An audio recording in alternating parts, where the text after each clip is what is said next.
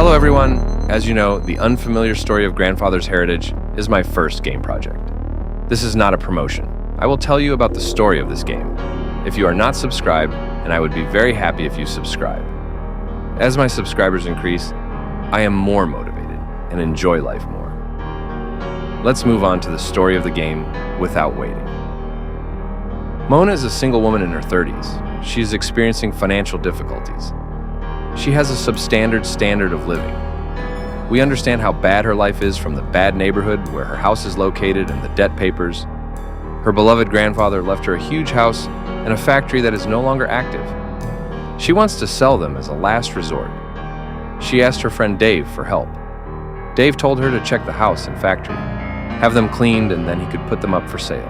Mona gets ready to set off in the early hours of the morning, and the story begins here. As soon as she walks out the door, she sees a silhouette. She can't make sense of it and goes to the car park. She gets in her car and sets off. She reaches the land where the house is located. As she moves towards the house, she sees one more person. A little scared, she continues on her way. She starts to walk around the house. There is no electricity in the house. She switches on the electricity from the shed in the backyard. Then, when she returns home and reaches her bedroom, she realizes that she is heavily sleepy and goes to bed. She hears his grandmother's voice in her dream, telling her that she is waiting for Mona outside. When she wakes up, it is night, and she still hears her grandmother's voice. She gets out of bed in fear and goes outside. When she goes towards the pier, she sees her grandmother standing there. She hears some whispers behind her, turns towards the voices, is startled by a hush, and returns to the pier again. Her grandmother has jumped into the water and disappeared. She finds a note on the pier. When she reads the note, she learns that her grandmother committed suicide because of her grandfather. Mona can't make sense of it. She returns home and starts to investigate the house. She goes to his grandfather's study room. There she finds the keys and plans of the old factory. The plans mention the passage under the factory. She also finds strange photographs in the room. She wants to go to the factory without wasting time. When she goes to the factory, she finds some documents and plans. The documents show that millions of dollars have been transferred to the company account. Mona can't make sense of it. She finds a possible password in a table. She reaches the secret passage with the key she finds in one of the rooms. The secret passage leads to a flooded tunnel. She is curious and proceeds from there.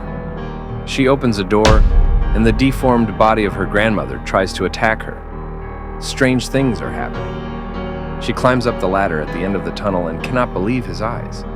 She finds himself coming out of the well in the garden of the big house. She enters the house again and goes down to the basement, using the code she found in the factory. The basement is as she remembers it from his childhood. She looks around. She finds another plan with huge corridors. She thinks there must be a secret door and continues to investigate. Finally, she finds the secret door. The door leads to an elevator. She goes meters underground, and again she reaches a door. She enters a labyrinthine place. This place also resembles a hotel corridor. She starts to walk around the rooms. In every room she enters, hears almost begging voices. In some rooms, there are dead bodies. Mona goes into shock and does not know what to do. There are torture instruments, cutting instruments, and dozens of corpses in the rooms. When she enters the room called the private room, her shock increases even more. In this room, there are cameras that see every room. There are photographs of dozens of women on the table. And a voice tells Mona to find me. She enters through a door that goes deeper. This place is like a basement. The strangeness increases. She hallucinates. She runs from ghosts. There are more bodies on this floor. In one room, she sees videos of a woman being tortured. From the room with the giant hearths where the corpses are burned, she takes a piece that can open a door. She inserts this piece and opens the door of a corridor. As she moves along this corridor, which resembles a prison ward, she encounters corpses in every cell. As she enters the last cell, the ghost of her grandmother attacks Mona and locks her in the cell. She calls out to Mona, "I had to do that. You have to find her."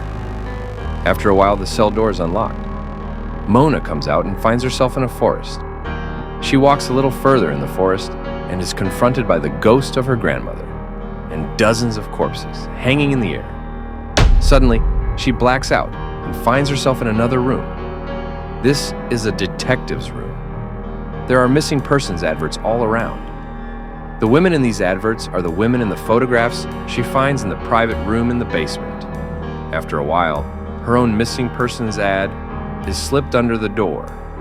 Mona is very scared. She starts to realize what is happening, but she does not want to believe it. The door opens by itself and a corridor appears before her. When she opens the door at the end of the corridor, she finds herself in the cell again. She finds a letter in the cell. It was written by the woman her grandmother wanted her to find. She tells about the tortures she suffered. She finds a video cassette in the cell and takes it with him. When she lifts the cupboard in the cell, she discovers a passage behind it and enters through it. The passage leads to a cave. As he moves through the cave, she finds a woman prostrate. Next to her is a letter written in the same handwriting. She has found her. At the same time, shocking facts have come to light. The woman escaped from her cell by tunneling but died in the cave due to blood loss. At the same time, the woman was pregnant. Mona finds her way out of the cave and makes her way home through the forest. She unlocks the locked door in her grandfather's room by typing the password on the videotape. She inserts the tape into the video player and watches the video of her grandfather's recorded confession. Then she flips the photograph on the wall and a noise comes from the next room. This photo has opened the secret door of the attic and millions of dollars worth of money has fallen down. Mona must make a decision. Either she will call the police and let the truth come out, or she will take the money and pretend that nothing happened. Here, the decision will be yours. I end the video here by saying no to violence against women. I wish you peaceful days without violence. See you in the restaurant at the end of the universe.